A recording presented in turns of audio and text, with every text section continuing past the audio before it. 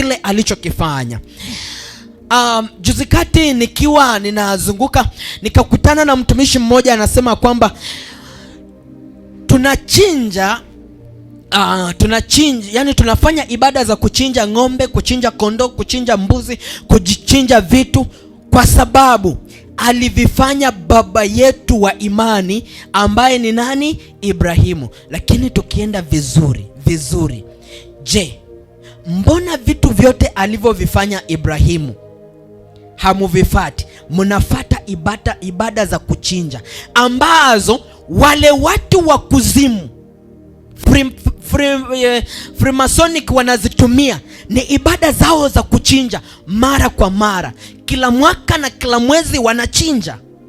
Je, wewe ni nani unayechinja?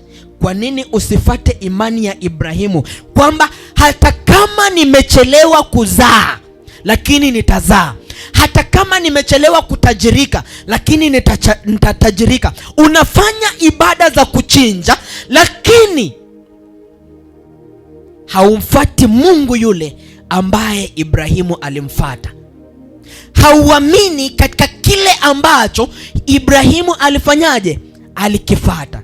So tufike mahali tuelewe ni pendo gani unalolitengeneza. Kama wewe unampenda Yesu, tembea kama anavyotembea. Kama wewe unampenda John Faterasto, tembea kama yeye anavyotembea.